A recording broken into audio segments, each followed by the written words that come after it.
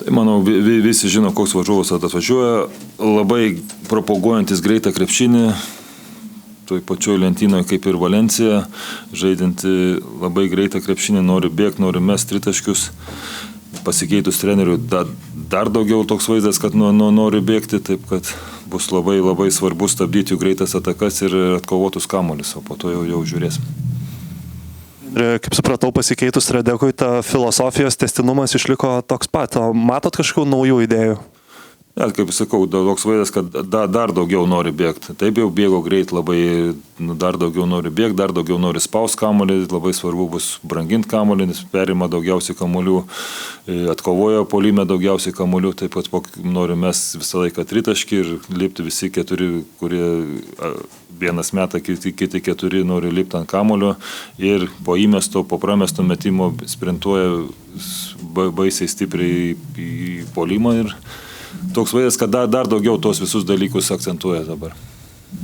Praeitam ture parodė turbūt potencialą savo, kai prieš Makabį 113 sumetė 41 per pirmą kėlinį ir toks kartais vaizdas sudaro, kad net nesitikė, žino, bet nesitikė varžovai tokių greitų atakų.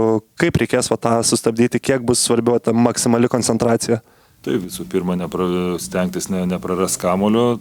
Bet nėra lengva, nes tikrai turi ir daug žaidėjų, atletiškų, fiziškų, nori uždarytas perdavimo linijas ir antras dalykas mūsų sprendimai puolime, jeigu ten mes kažkokį blogesnį sprendimą, metimas neparuoštas ar kažkoks kiti nesitikė žaidėjai mūsų, kad bus tas metimas ir tada jie bėga labai greitai.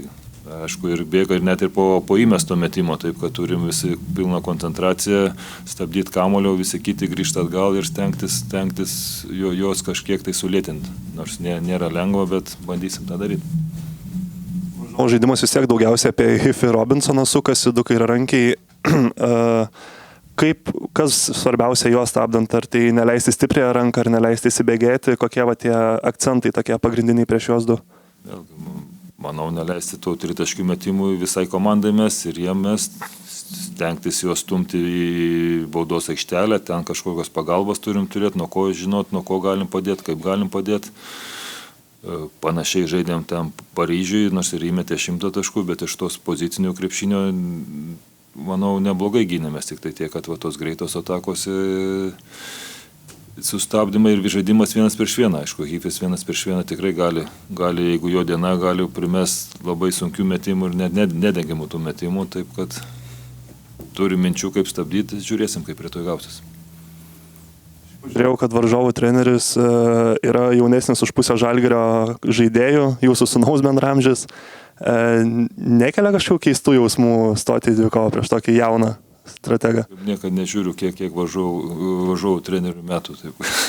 Nežinau, kiek girdėjau, tikrai jisai didelį darbą darė ir jau prieš 2-3 metus jisai prie Lysalo buvo vienas pagrindinių asistentų, taip kad turbūt jam čia nieko naujo, tas braižas viskas pažįstama, daro tą patį darbą, žaidėjai jau tiki svarbiausia ir į amžių tikrai aš nežiūriu.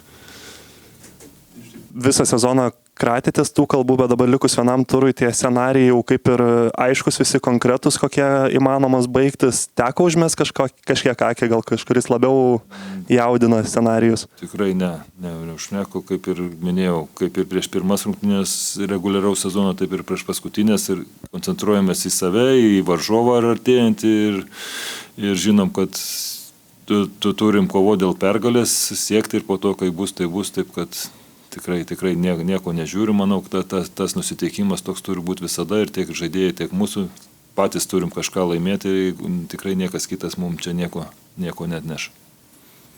Šiek tiek dar iš kitos operos klausimas, bet praeinant mačiau, Štombergas atėjo į treniruotę ir dabar pasibaigus dublerių sezonui jie padeda ruoštis į Eurolygai? Taip, jie sportuoja, tiek žinom ir LKL rungtynėm norim kažkiek tai turėti, nežinom kaip čia žaisim, kada žaisim tas ar playoffai, ar įkrintamosios rungtynės bus, taip kad gali būti net ir antradienį rungtynės, taip norim, kad jie būtų prie komandos, jaustų tą ritmą, kažkiek tai daug mum ir negadinant treniruočių proceso, prieš rungtynės nelabai norim gal jie, kad daug žaidėjų turėtų treniruoti, bet kai yra daugiau laiko, jie visą laiką sportuoja su mumis ir visi turi būti pasiruošę. Ir to visi žaidėjai bus pasiruošę? Taip.